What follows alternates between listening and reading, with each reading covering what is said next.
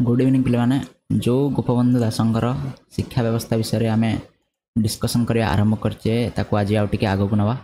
आज आम class number 7 आउ गोपबंधुंकर पार्ट 2 आज आम आलोचना करवा। आज क्लास रे आम जाना चेष्टा करिया गोपबंधु जो विद्यालय स्थापन करते कोट तैयारी होता एवं केवल परिस्थिति से तैयारी करते ता सहित गोपबंधु अनुसार शिक्षार लक्ष्य कौन रहा हूँ बहुत इंपोर्टाट क्वेश्चन पे आसो तुमको क्वेश्चन निश्चित भाव में 2 मार्किया 3 मार्किया तेणु शिक्षार लक्ष्य विषय में जाना निहाती आवश्यक। डेरी करिया पे आज क्लास आरंभ करिया पूर्व समस्त जन दूसरी जो मैंने वीडियोटी को नुआ कर देखुच आम चैनल को नुआ कर चैनल को सब्सक्राइब कर वीडियो को लाइक कर सांग सहित शेयर कर पुराना पिला बहुत रिक्वेस्ट आम सबुदिन क्लास करवा आउ सबुदिन आम क्लास करवा चिंता करना आम 2025 संपूर्ण रूपे 100% सिलेबस को कवर करें ठीक अच्छे। तेणु आरंभ करिया डेरी करिया नहीं प्रथम जाना जे सत्यवादी वन विद्यालय विषय पूर्व गोपबंधु कौन कहते शिक्षा विषय। गोपबंधु मत था विद्यालय दिया शिक्षा को मु प्रकृत शिक्षा बोली मन करूना तो से समय कथा कहूँ बोले कथा कहूँ 1909 मसीहा कथा कहूँ। तेणु पराधीन भारत में जो शिक्षा दिया विद्यालय गुड़िक से गुड़िक ध्यान रखा जो से गुड़िक इंग्रेज मान द्वारा परिचालित होता इंग्रेज सरकार द्वारा परिचालित होता ईस्ट इंडिया कंपनी द्वारा परिचालित होता। तेणु से शिक्षा व्यवस्था को गोपबंधु कहते से गुड़िक प्रकृत शिक्षा बोली से मन करू नाहांती। ता सहित आ कौन कहते प्राचीन भारत में शिक्षानुष्ठान धर्म केन्द्र गुरुकुल तो प्राचीन भारत में जो शिक्षा दिया जोटा गुरुकुल हो कि कौन धर्म केन्द्र मानक हो से शिक्षानुष्ठान गुड़िक जो शिक्षा प्रदान कराला आश्रम मानक ताकू ही गोपबंधु कहते सी हूँ वास्तव शिक्षा ठीक अच्छे। आपको आम मन रखा यहाँ हूँ गोपबंधु डेफिनेशन जे विद्यालय दिया शिक्षा को मु प्रकृत शिक्षा बोली मन करूना बरम प्राचीन भारत में दिया शिक्षा हूँ प्रकृत शिक्षा ठीक अच्छे। तो गोपबंधु से समय शिक्षानीति और शिक्षा पद्धति पर जमारू संतुष्ट नथिले यही तथ्य को आखि आगे रखी से कौन कले ना गोटे आदर्श विद्यालय तैयारी कले जार ना दिगला सत्यवादी वन विद्यालय ठीक अच्छे। सत्यवादी वन विद्यालय विषय जाना तो से कहते जे सत्यवादी वन विद्यालय को तैयारी करागला 1909 मसीहा अगस्ट मास 12 तारिख में पुरी ठारू 12 माइल दूर सत्यवादी नामक साक्षीगोपाल ठारे मात्र 19 जन छात्र को नहीं प्रथमे मात्र 19 जन छात्र को नहीं पुरी जिलार सत्यवादी नामक गोटे जगह जोटी मात्र 19 जन छात्र को नहीं बकुल वन रे कौन करागला ना विद्यालय को स्थापन करागला। सेठाकार बकुल छुरियाना गछ तले विद्यालय को कौन करा ना सूर्य तापर रक्षा मिलूला से गछर छाई तले पिला माने बसी पाठ पढ़ुले। गोपबंधु प्रतिष्ठित यह विद्यालय नाम दिगला सत्यवादी वन विद्यालय ओडिशार जातीय जीवन को एटा गभीर भाव में प्रभावित करथिले बोले विद्यालय प्राण प्रतिष्ठाता थिले स्वयं गोपबंधु दास एवं गोपबंधु दास व्यतीत आचार्य हरिहर दास पंडित गोदावरी मिश्र पंडित नीलकंठ दास एवं पंडित कृपासिंधु मिश्र एठारे शिक्षकता करने आगे आसिले से निज निजर जो सरकार विभिन्न प्रकार पदवी थिला से पदवी को त्याग कली एठारे शिक्षकता करने आगे आसते एमान को पंचसखा बोली कहा जाउथला। से समय भेरी इंपोर्टाट बोले मन रखिए आम पंचसखा ना से समय एटा परीक्षार आसुची 1 मार्किया क्वेश्चन जे किए पंचसखा एमान भीतर किए किए थे तो 5टी नाम मन रखिए गोपबंधु दास आचार्य हरिहर दास पंडित गोदावरी मिश्र पंडित नीलकंठ दास पंडित कृपासिंधु मिश्र एमान भितर पंडित नीलकंठ दास विद्यालय प्रधान शिक्षक थे एवं गोपबंधु दास विद्यालय संपादक थे। आपको मन रखिए ये परीक्षा आसुचे सत्यवादी वन विद्यालय प्रधान शिक्षक किए थे मन रखिए पंडित नीलकंठ दास एवं गोपबंधु दास संपादक थे बोले ठीक अच्छे।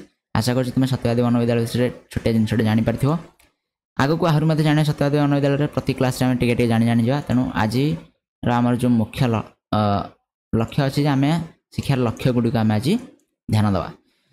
तो शिक्षार लक्ष्य प्रथम गोपबंधु चरित्र गठन पर गुरुत्व देते शिक्षार्थी उत्तम चरित्र गठन पर भविष्य में गोटे भल समाज गठन में सहायक हम एक गोपबंधु विश्वास करते। तेणु यही किछिटा गुण साधुता निष्ठापरता सत्यवादिता सहयोगिता आ समानुवर्तिता भाया गुण गुड़िक पिला भीतर उत्साहित करने शिक्षार लक्ष्य रूपे ग्रहण कराइला। प्रथम लक्ष्य था चरित्र गठन और से साधुता निष्ठापरता सत्यवादिता सहयोगिता और समानुवर्तिता गुण गुड़िकर निहाती आवश्यक पड़ो। द्वितीय लक्ष्य था व्यक्तिर ପୂର୍ଣ୍ଣାଙ୍ଗ ବିକାଶ କରିବା, ଶିଶୁର ପୂର୍ଣ୍ଣାଙ୍ଗ ବିକାଶ କରିବା। ଗାନ୍ଧୀଜୀଙ୍କ ପରି ଗୋପବନ୍ଧୁ ମଧ୍ୟ ପୂର୍ଣ୍ଣାଙ୍ଗ ବିକାଶ ବା ସର୍ବାଙ୍ଗୀନ ବିକାଶକୁ ଏଠି ଶିକ୍ଷାର ଲକ୍ଷ୍ୟ ରୂପେ ଗ୍ରହଣ କରିଥିଲେ। ତେଣୁ ଗୋପବନ୍ଧୁ ଚାହୁଁଥିଲେ ଯେ ଶିଶୁର ଉଚିତ ମାର୍ଗରେ ଶିଶୁର ଶାରୀରିକ, ମାନସିକ, ବୌଦ୍ଧିକ, ଆଧ୍ୟାତ୍ମିକ ଓ ସାମାଜିକ ଏହିସବୁ ଗୁଣଗୁଡ଼ିକର କ'ଣ ହେବ ନା ବିକାଶ ହୋଇପାରିବ, ଯାହାଫଳରେ ନା ବ୍ୟକ୍ତିର ସର୍ବାଙ୍ଗୀନ ବିକାଶ ହୋଇପାରିବ। ତ ପୂର୍ଣ୍ଣାଙ୍ଗ ବିକାଶ, ଶିଶୁର ପୂର୍ଣ୍ଣାଙ୍ଗ ବିକାଶ ବା ସର୍ବାଙ୍ଗୀନ ବିକାଶ ଆମେ କହିପାରିବା ଏହି କ୍ଷେତ୍ରରେ ଶାରୀରିକ, ମାନସିକ, ବୌଦ୍ଧିକ, ଆଧ୍ୟାତ୍ମିକ, ସାମାଜିକ ଏସବୁ ଦିଗକୁ ଗୋପବନ୍ଧୁ ଗୁରୁତ୍ୱ ଦେଇଥିଲେ। ତୃତୀୟରେ ଥିଲା ସମାଜସେବା। ନିଶ୍ଚିତ ଭାବରେ ସମାଜସେବାକୁ ଆମେ ବାଦ୍ ଦେଇପାରିବା ନାହିଁ, କାହିଁକିନା ଗୋପବନ୍ଧୁ ନିଜେ ଜଣେ ସମାଜସେବୀ ଥିଲେ। ତାଙ୍କ ଶିକ୍ଷାର ଲକ୍ଷ୍ୟ ସମାଜସେବାକୁ ଗୁରୁତ୍ୱ ଦେଉଥିଲା। ମାନବ ସେବା ହିଁ ମାଧବ ସେବା, ଏଇ ଯେଉଁ ଲକ୍ଷ୍ୟ ଥିଲା ଯେ ମାନବ ସେବା ହିଁ ମାଧବ ସେବା, ଯେଉଁ ମନ୍ତ୍ରକୁ ନେଇ ଜୀବନର ପରମ ବ୍ରତ ରୂପେ ଗୋପବନ୍ଧୁ ଗ୍ରହଣ କରିଥିଲେ ଏବଂ ଏହା ଶିକ୍ଷାର ଅନ୍ୟ ଏକ ଲକ୍ଷ୍ୟ ଥିଲା। ସେ ଦୁଃଖୀ, ପୀଡ଼ିତ, ଅସହାୟ ଲୋକଙ୍କୁ ସେବା ଯୋଗାଇ ଦେବାରେ ବିଶ୍ୱାସ କରୁଥିଲେ ଏବଂ ଆଗେ ମଧ୍ୟ ଯାଉଥିଲେ, ଯେଉଁଟା ସେ ଚାହୁଁଥିଲେ ଯେ ପିଲାମାନେ ମଧ୍ୟ କ'ଣ କରନ୍ତୁ ନା ସତ୍ୟବାଦୀ ବିଦ୍ୟାଳୟର ଛାତ୍ରଛାତ୍ରୀମାନେ ମଧ୍ୟ ଏହି କାମ ଆରମ୍ଭ କରନ୍ତୁ। ତେଣୁ ୟାକୁ ମଧ୍ୟ ଶିକ୍ଷାର ଗୋଟେ ଲକ୍ଷ୍ୟ ଭାବରେ ଗ୍ରହଣ କରାଯାଇଥିଲା। 4ରେ ଥିଲା ସମସ୍ତଙ୍କ ପାଇଁ ଶିକ୍ଷା ବା ସାର୍ବଜନୀନ ଶିକ୍ଷା, ଯେଉଁଥିରେ ଗୋପବନ୍ଧୁ ଚାହୁଁଥିଲେ ଯେ ଜାତି, ଧର୍ମ, ବର୍ଣ୍ଣ ନିର୍ବିଶେଷରେ ସମସ୍ତଙ୍କୁ କୌଣସି ପ୍ରକାର ଭେଦଭାବ ରଖାଯିବ ନାହିଁ, ସମସ୍ତଙ୍କୁ ମୁକ୍ତ ଏବଂ ବାଧ୍ୟତାମୂଳକ ଶିକ୍ଷା। ମୁକ୍ତର ଅର୍ଥ ହେଉଛି ମାଗଣା, ଠିକ୍ ଅଛି। ତ ମାଗଣା ଏବଂ ବାଧ୍ୟତାମୂଳକ ଶିକ୍ଷା ଯୋଗାଇ ଦେବା ଗୋପବନ୍ଧୁଙ୍କର ଗୋଟେ ଲକ୍ଷ୍ୟ ଥିଲା, ଯାହାଫଳରେ ସମାଜର ଉନ୍ନତି ହେବ, ଉନ୍ନତି ସାଧନ ହୋଇପାରିବ। ଗୋପବନ୍ଧୁ ସାର୍ବଜନୀନ ଶିକ୍ଷା ସମ୍ବନ୍ଧରେ କ'ଣ ହେଲା ନା ଦୃଢ଼ ମତ ଦେଇଥିଲେ ଏବଂ ସମସ୍ତଙ୍କ ପାଇଁ ଶିକ୍ଷା ଉଦ୍ଦିଷ୍ଟ ହେଉ ବୋଲି ସେ ଚାହୁଁଥିଲେ। ତେଣୁ ସତ୍ୟବାଦୀ ବନବିଦ୍ୟାଳୟରେ ମଧ୍ୟ ସବୁ ଜାତି, ସବୁ ଧର୍ମ, ସବୁ ବର୍ଣ୍ଣର ପିଲାମାନେ ମାଗଣାରେ ସେଠି ପାଠ ପଢ଼ୁଥିଲେ। ଇଏ ଗୋଟେ ଆବାସିକ ବିଦ୍ୟାଳୟ ମଧ୍ୟ ଥିଲା, ସେଠି ପିଲାମାନେ ରହିକି ମଧ୍ୟ ପାଠ ପଢ଼ୁଥିଲେ। ଠିକ୍ ଅଛି। ନେକ୍ସଟ ହେଉଛି ଆତ୍ମନିର୍ଭରଶୀଳତା।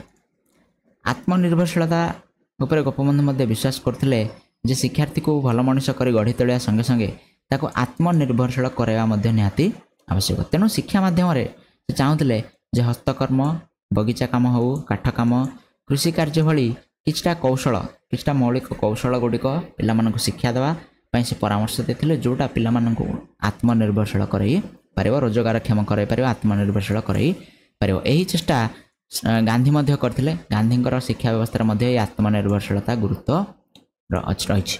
ଠିକ୍ ଅଛି ପିଲା, ଆମେ ମନେ ରଖିବା ଯେ ଗୋପବନ୍ଧୁଙ୍କର ଏହି ଶିକ୍ଷା 1909 ମସିହାରେ ଆରମ୍ଭ ହୋଇଥିଲା, ଯେତେବେଳେ କି ଗାନ୍ଧୀଙ୍କର ଶିକ୍ଷା ବ୍ୟବସ୍ଥା 1937 ମସିହାରେ ଆରମ୍ଭ ହୋଇଥିଲା। ଆକୁ ଆମେ ଧ୍ୟାନରେ ରଖିବା ପିଲା। ଠିକ୍ ଅଛି।